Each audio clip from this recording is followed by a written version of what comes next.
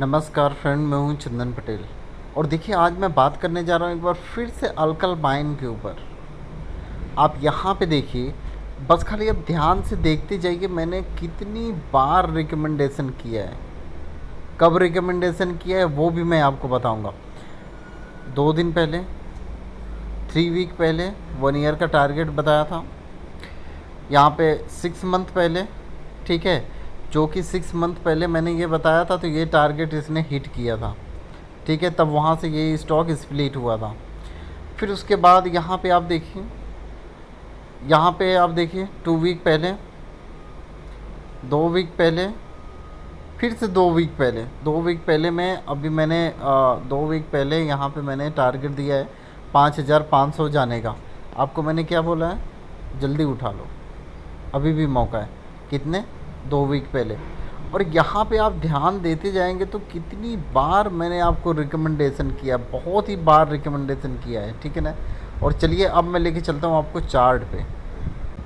आप यहाँ पे देखिए, ध्यान से आप यहाँ पे देखिए, इसकी जो प्राइस है और आज इसने हाई बनाया है कितने का?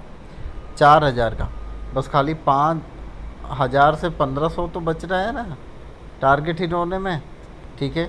अब यहाँ पे देखिए, अब ये जो यहाँ पे बॉक्स ट्रेडिंग कर रहा था, मैं आपको यहाँ पे डे वाइज चार्ट दिखाता हूँ। डे वाइज चार्ट लगा के फिर उसके बाद दिखाता हूँ। देखिए यहाँ पे ये कितने दिन से गिरावट, मतलब गिरावट तो नहीं बोलेंगे, थोड़ा सा करेक्शन हो रहा था, ठीक है। फिर भी इस स्टॉक में देखिए यहाँ पे कितनी भयंकर तेज़ी देखने को मिली है। आप देख रहे हैं यहाँ पे, आप कैंडल देखिए, कितनी ज़बरदस्त कैंडल और कितनी भयंकर तेज़ी इस स्टॉक में देखने को मिली है। अगर यहाँ पे मैं वीकली चार्ट लगाऊँ, क्या वीकली चार्ट, तो वीकली चार्ट आप यहाँ पे देखिए कितनी ज़बरदस्त यहाँ पे बॉक्स ट्रेडिंग हुई थी। अब बॉक्स ट्रेडिंग होने के बाद मैंने आपको यहाँ पे कितनी बार रिकमेंड किया कि आप माल उठा लो। और अगर आपने उठाया होगा तो ठीक है, अगर आपने नहीं उठाया होगा तो अभी भी कुछ बिगड़ा नहीं है, अभी भी आप इस लेवल पर माल उठा सकते हो। अगर आपने इस लेवल पे माल नहीं उठाया और आप चूक गए तो फिर इस लेवल पर आप इस स्टॉक को कभी भी नहीं पाओगे। ये तो आप नोट करके रख लो। और आपके पोर्टफोलियो में कम से कम 7 से 10% तक की केवल अल्कल माइन की होल्डिंग होनी चाहिए। ये आप नोट करिए, कम से कम। देखिए क्या है कि जो बड़े इन्वेस्टर हैं वो भी इतना रख सकते हैं, ताकि देखिए कोई भी जो बड़ा इन्वेस्टर है वो अपने पोर्टफोलियो में ज़्यादा शेयर नहीं रखता है। कम से कम ज़्यादा से ज़्यादा रखेगा तो 10 रखेगा या 15 रखेगा, और ज़्यादा से ज़्यादा 20 स्टॉक रखेगा, ठीक है। क्योंकि ये 20 स्टॉक तक उसको वॉच लिस्ट करना पड़ता है, और इसी 20 स्टॉक में से वो फेर बदल करके प्रॉफिट बुकिंग और ख़रीदारी करते रहता है।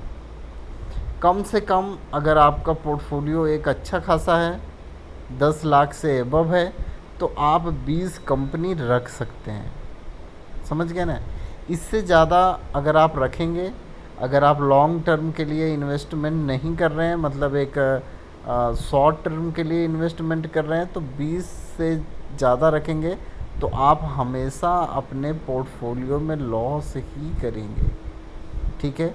हाँ, अगर आप ज़्यादा लंबे समय तक के लिए रखना चाहते हो, 10 साल, 5 साल, 20 साल, तो उसके लिए आप 30 से 35 शेयर बहुत ज़्यादा हो गया, मतलब अच्छी क्वालिटी का 30 से 35 शेयर बहुत ही ज़्यादा हो गया। अगर आपका 10 से 15 लाख का पोर्टफोलियो है, उससे ऊपर का है तो ठीक है ना।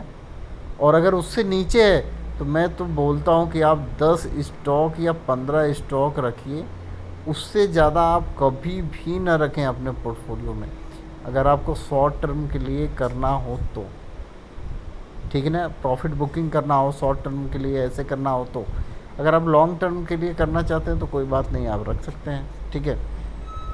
तो मैंने आपको बता दिया कितनी होल्डिंग आपकी होनी चाहिए अल्कल माइन में, और दीपक नाइट्रेट में भी सेम उतना ही होना चाहिए, ठीक है। क्योंकि ये ऐसे दो स्टॉक है जो कि मल्टी बैगर स्टॉक है केमिकल सेक्टर के, और एक बहुत ही अच्छी रिटर्न देने वाले स्टॉक है।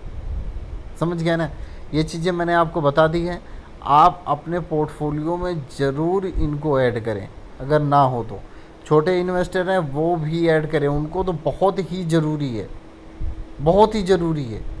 ठीक है, ओके, थैंक यू फ्रेंड।